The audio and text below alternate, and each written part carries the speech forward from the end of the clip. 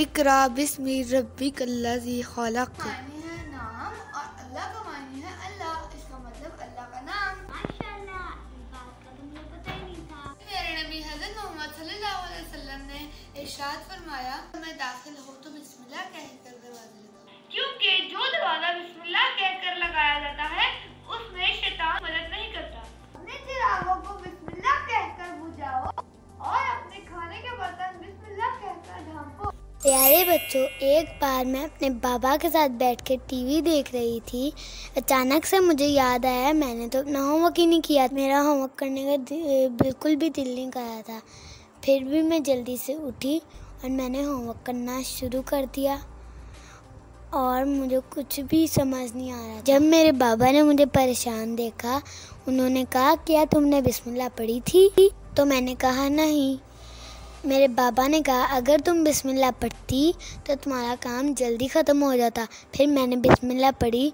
दोस्तों, आप लोगों को पता है, जब मैंने बिस्मिल्लाह पढ़ी तब मेरा काम असली में जल्दी ख़त्म हो गया। एक बार हज़रत मोहम्मद सल्लल्लाहु अलैहि वसल्लम से किसी ने पूछा कि हम खाना खाते हैं लेकिन हमें थोड़ी देर बाद फिर से भूख लग जाती है। अल्लाह के रसूल ने फरमाया, शायद तुम जुदा जुदा रहकर खाना खाते हो, मिलकर खाना खाओ और बिस्मिल्लाह कहो, अल्लाह तुम्हारे खाने में बरकत डाले। आइए हम ये अहद करते हैं, हर काम शुरू या ख़त्म करते वक्त बिस्मिल्लाहिर्रहमानिर्रहीम पढ़ेंगे। दोस्तों, आज मैं आपको बिस्मिल्लाहिर्रहमानिर्रहीम की एक कहानी सुनाता हूँ और अल्लाह पे यकीन की। दूर दराज के गांव में एक चरवाहा रहता था जो बहुत ईमानदार था। अल्लाह ताला की ज़ात पर उसे बहुत भरोसा था। एक बार उसके इलाके में कहत साली हो गई, यानी लोग भूखे मरने लगे। लोग बहुत परेशान हुए। वहाँ के इमाम साहब ने यकीन से लोगों को बताया, बिस्मिल्लाहिर्रहमानिर्रहीम पढ़कर अगर दरिया को भी हुक्म दिया जाए तो वो भी नाफरमानी नहीं करता। वो जुम्मा के दिन बिस्मिल्लाहिर्रहमानिर्रहीम की बरकत को बयान कर रहे थे। चरवाहे की ज़िंदगी का वो पहला जुम्मा था जब वो इस बयान को सुन रहा था। इसके दिल में ये बात बैठ गई। ये सुनकर इसने सोचा, दूसरे गांव की तरफ अपनी बकरियां चरवाने ले जाऊं। लेकिन दूसरे गांवों के बीच में एक दरिया पड़ता था। उस दौर में कश्तियाँ नहीं होती थी। अब वो सोचने लगा, कश्ती तो मौजूद नहीं, मैं कैसे दरिया पार करूं? इमाम साहब की बात याद आई कि इन्होंने कहा कि अगर बिस्मिल्लाहिर्रहमानिर्रहीम अकीदत और यकीन से पढ़ा जाए तो दरिया भी आपके हुक्म पर चलता है।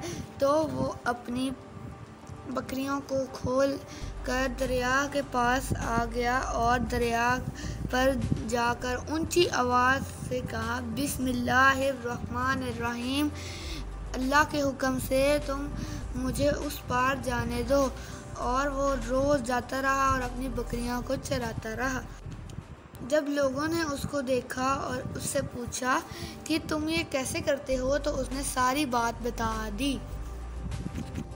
उस चरवाहे ने कहा कि मैं दूसरे गांव जाता हूं और बकरियां चरा के आता हूं, और इसने तमाम बात लोगों को बता दी। लोगों ने उस बात पर यकीन नहीं किया और जाकर सारी बात इमाम साहब से कह दी। और इमाम साहब ने कहा कि मैं तो हर जुम्मे इस तरह की बातें बताता हूँ ताकि लोग दीन की तरफ आएँ। काफ़ी बहस के बाद ये तय पाया, इमाम साहब सुबह फजर की नमाज के बाद खुद ये तजुर्बा करेंगे।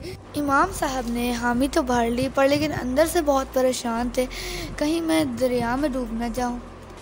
इन्होंने लोगों से कहा कि एक रस्सी लाओ, उसका एक सिरा मेरी कमर से बांध दो और दूसरा सिरा दरख्त से बांध दो।